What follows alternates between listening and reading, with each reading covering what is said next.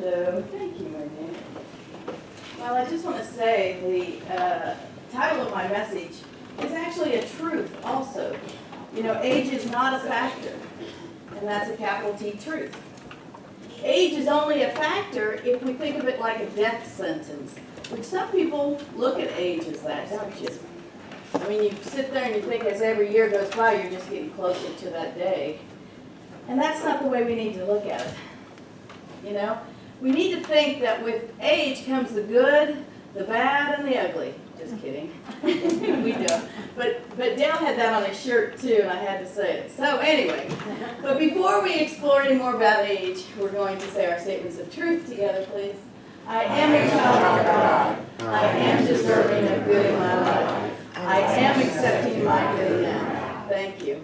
Well, you know, I've been doing a lot of reminiscing lately since Aiden's been back, and really since he was born. And I, you know, reminisced about when my kids were little and the different stages they went through, and of course, all the different activities. And then I started thinking about my adult life and what all I've done and what I've accomplished and what I still want to accomplish, and things that I don't even know are out there that are possible for me. Because I think if we have to stay open to a certain degree in order to allow those things to come forth, no matter what age we are. But, you know, when I think about all this, I think about the idea of, you know, how much time do I have? Anybody else ever think about that? Like, how much time do I have before I can get it all done? Well, I've already decided, you guys don't have to worry, that I am not going anywhere until, not to back to the oneness of God until I'm at least 110 years old, okay? I mean, come on, yeah, at least. I mean, my grandmother lived to be 102. I don't think that's too far off. Some people go, what? You know, but no. But in our society today, we put so much emphasis on age, don't we? And not in a good way. Why is that? I mean, I think it's weird that we do that. And yet it used to be that you always went to somebody who was old, or, you know, you went to your sage. You went to the person who was wise. It used to be we always went to Grandma and asked her, you know, hey, if this shows up, what is this in my life? If this is wrong, you know, tell me how to deal with it. But today we tend to just go straight for the idea that age is kind of a bad thing. I have to tell you, whoops, I didn't flip it. That's weird. Reverend Warren wouldn't let me take a picture of him the other day.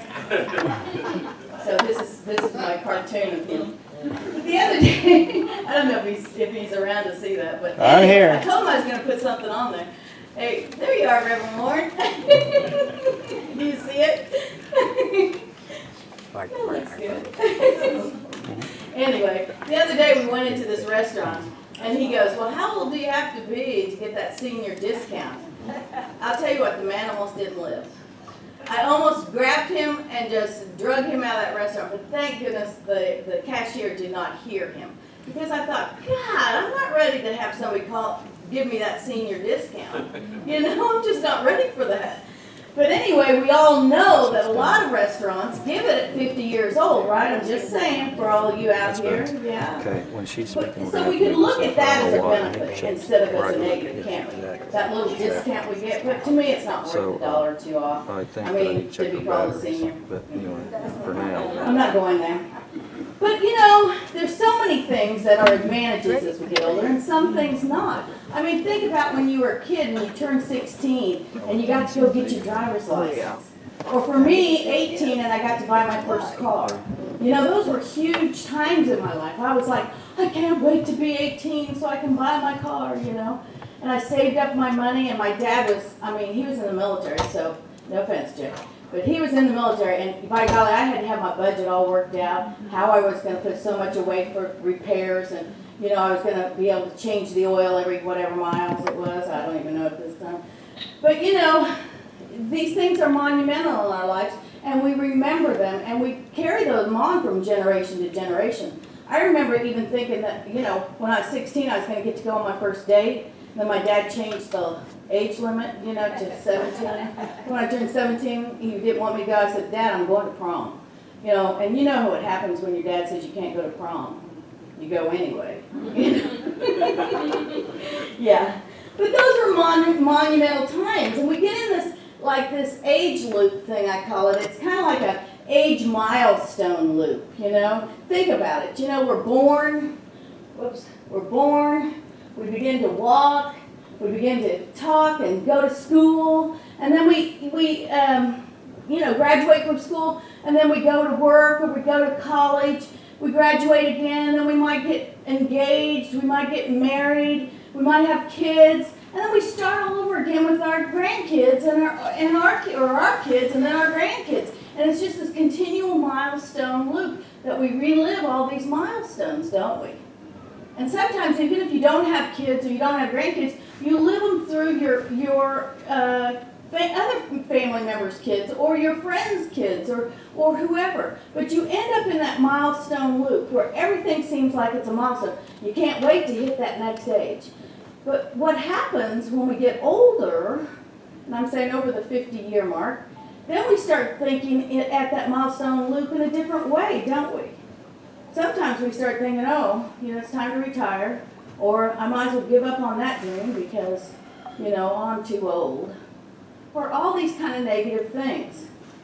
Well, after we get to that place where we're rewinding and re-looping all over and over again, pretty soon we just are living life, and we just begin to be in this what I call a life loop, where we just live and exist and go on, and people go on and so on. I thought that's kind of a cool picture. And the things that have happened in our life, when we reminisce back, some of them we think, those were cool times in my life. And other times we were like, don't want to live that again. Although we wouldn't be who we are today if we hadn't lived that. And we never know if those things that happened to us when we were younger weren't preparing us for the things we have yet to do. We never know that. That's why age is not a factor. We have to remember that in the forefront of our minds. We might have even missed out on some of those milestones in our life. I know for me, my oldest son, I had him, really young, and at the time I thought, oh gosh, I'm not prepared for this. I'm not ready to be a mom. And yet I wouldn't give that up for nothing. I mean, I've had a wonderful time being his mom. I'm still enjoying being his mom. And you can't, you wouldn't want to take that out of your life. It's a piece of that milestone, a piece of that life loop that brings joy to you, that makes you happy. But the age factor can affect many decisions we make in our lives. Because this is the question we struggle with. Am I too old or am I too young? I mean, it's like my dad changing the age for when I could go on a date or when I could go to prom. It's the same kind of thing. We either think we're too young to do something or we think we're too old to do something.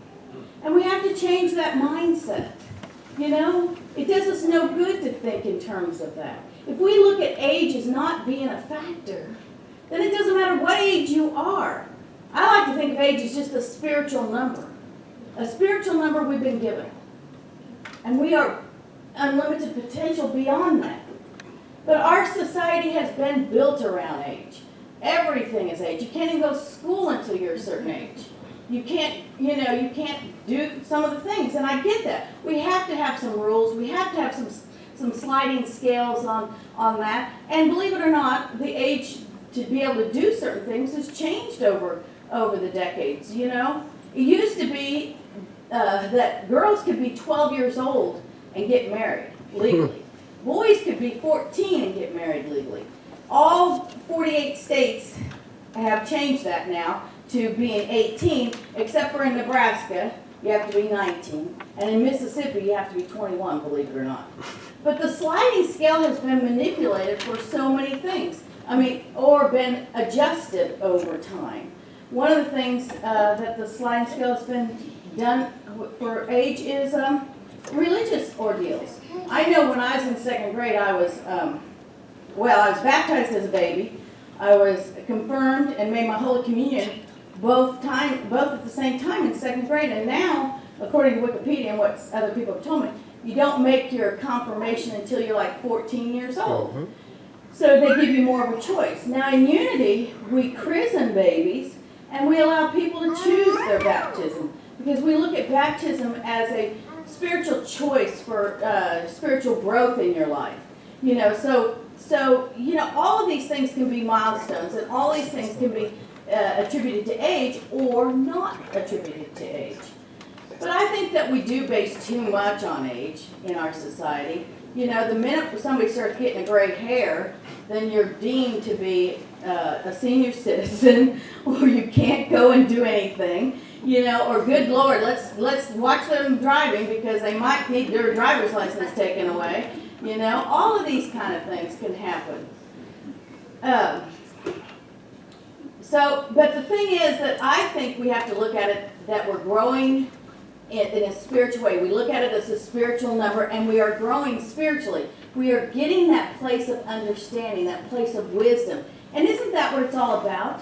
I mean, we're on this earth to grow spiritually. So we need to look at those age numbers as that and nothing more. It's not a death sentence to know what your age is. It's not.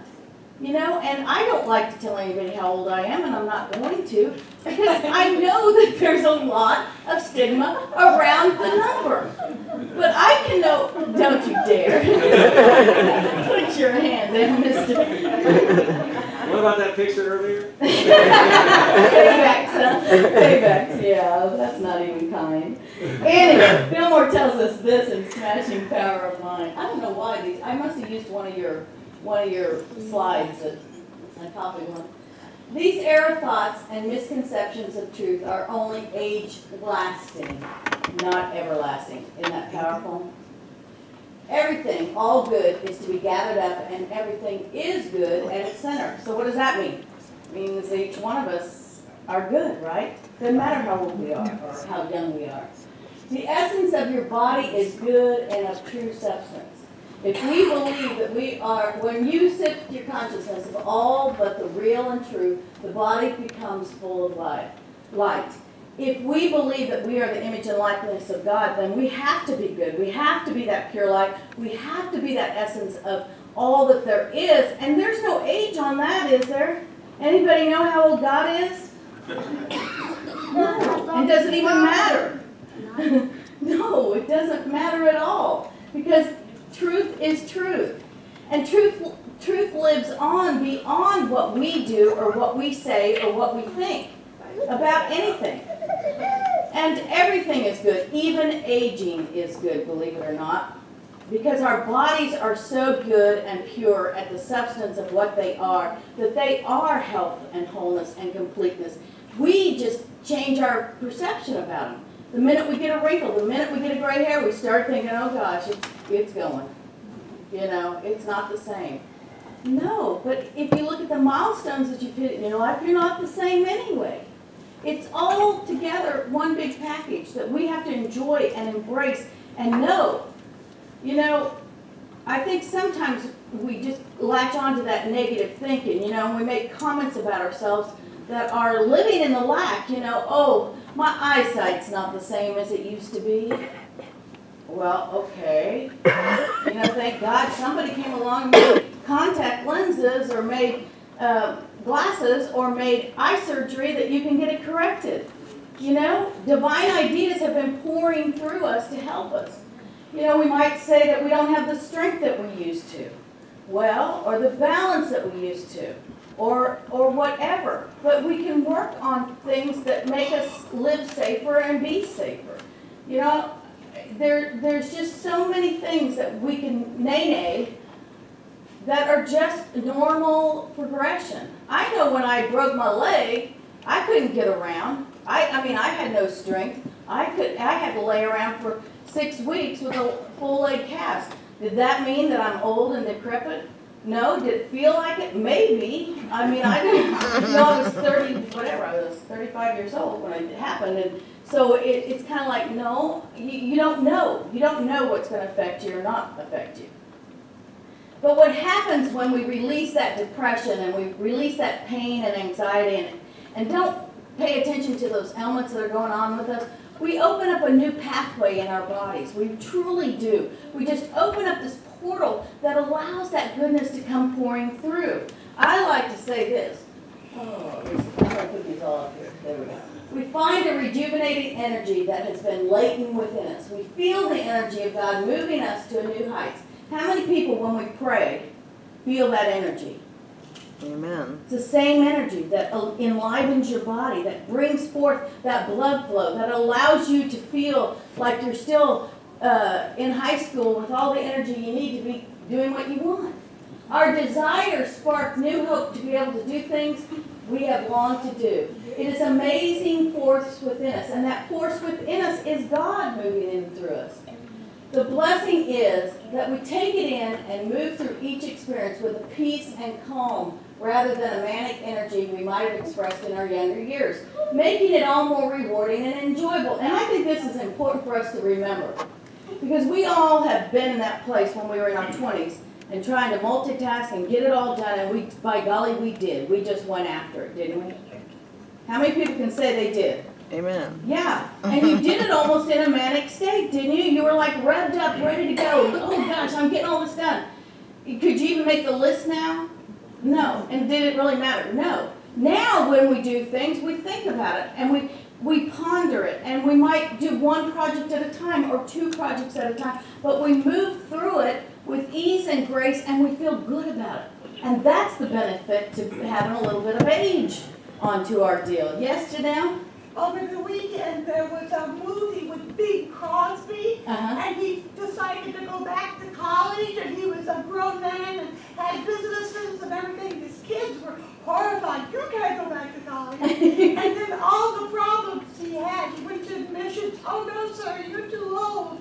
And he had a roommate with 3 people in it, and then, oh, no, when's your son coming? Yeah. And it went on and on. It was so clever. So it goes right along with the message. That's why Yeah. I brought it up. So even Bing Crosby found out he's not too old. Right. Yeah, we know that. So anyway, I'm going to read you a passage from Conversations with God, Book 4, Awaken the Species, which is this book on this one here. But it's actually a quote from that New World, New Mind. And Bill had shared this book with me, which I thought was really a great passage to kind of put into perspective the idea of age. So it goes like this. Suppose Earth's history were charted on a single year's calendar, with midnight January 1st representing the origin of the Earth, and midnight December 31st representing the present time. Got me so far? So January 1 is the beginning of, and December 31st is where we're at today. Then each day of the Earth's year would represent 12 million years of actual history. On that scale, the first form of life, a simple bacterium, would arise sometime in February. More complex life forms, however, come much later. The first fishes appear around November 20th. So, we're looking at life not even showing up till November, to Thanksgiving. The dinosaurs arrive around December 10th and disappear on Christmas Day. Yeah. The first of our ancestors, recognizable as human, would not show up until the afternoon of December 31st. Now get this. Homo sapiens, our species, would emerge around 11:45 p.m. on December 31st, the last day of the year. And all that has happened in recorded history, that means everything that's in recorded history, would occur in the final minute of the year. Does that put into perspective what time is and energy and age? It could be 12 million years. One day could be 12 million years. Or one breath could be a breath. And when we look at our age, we are everlasting. We are always in the oneness of God, even after we lose this body. We know that and we believe that in unity. So the thing is that age is not that important. What is important is, what are we doing with what we have?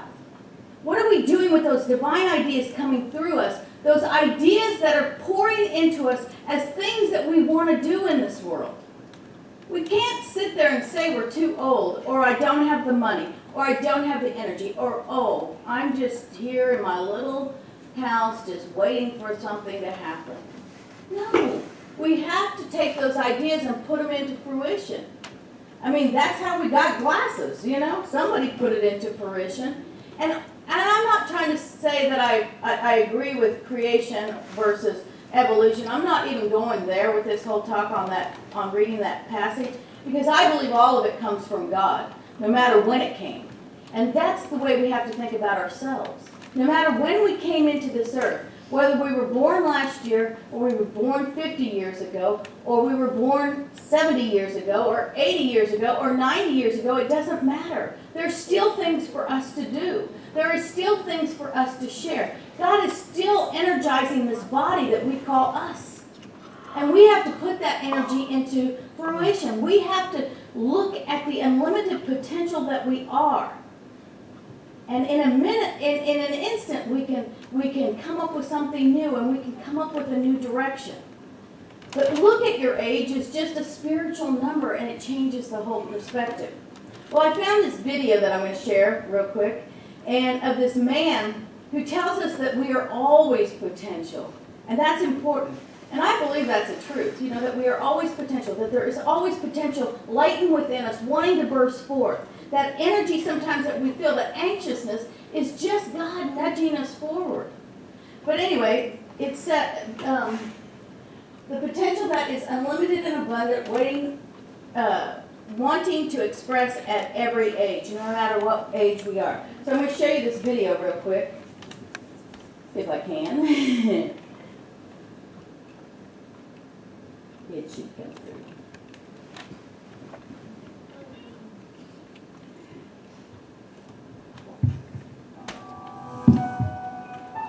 我是王德顺，地地道道的沈阳人。 Hold on, because you can't hear it in Chinese. Let's see.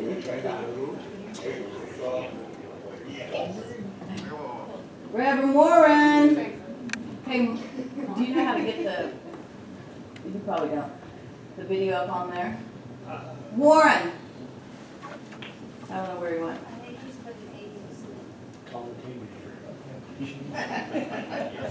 Right up.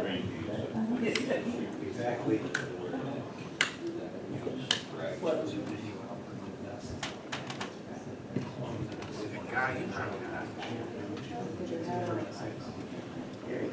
Did you freeze the projector?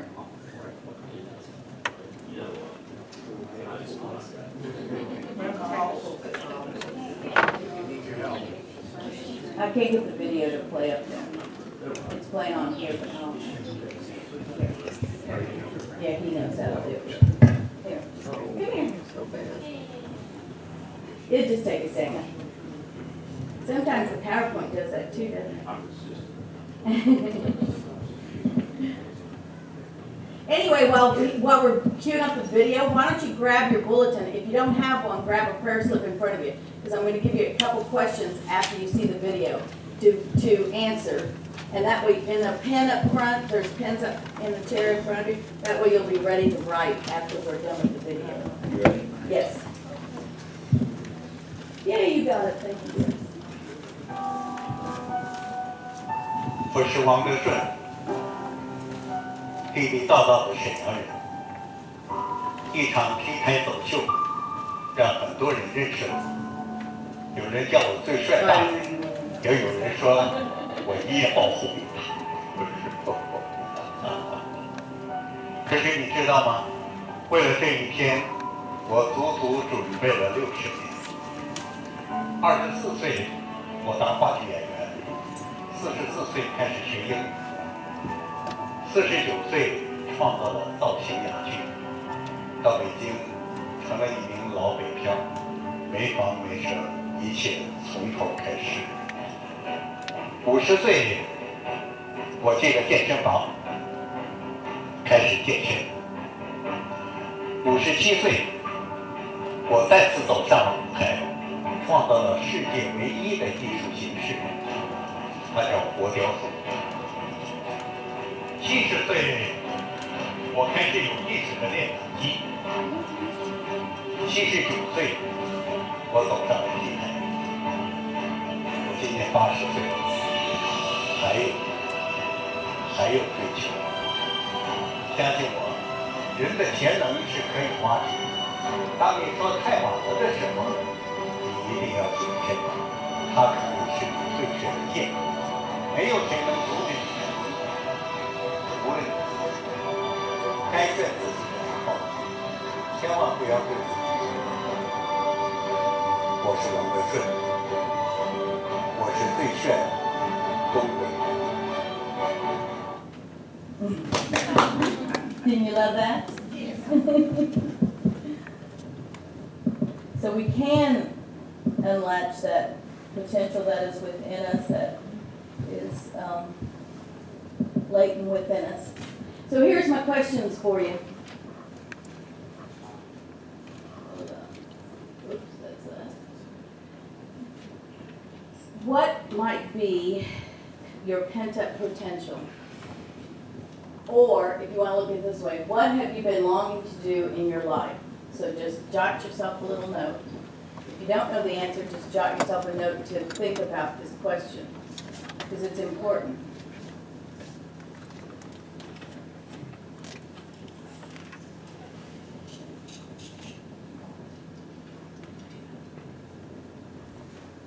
Do you need a pen? Okay. Everybody got it? It might be more than one thing. Could be 10 things.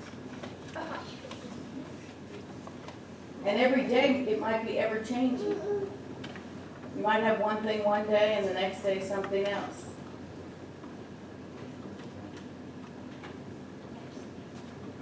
What stops you is the next question. If you're thinking that it's your age, write that down and then put an X over it to cross it out in your mind.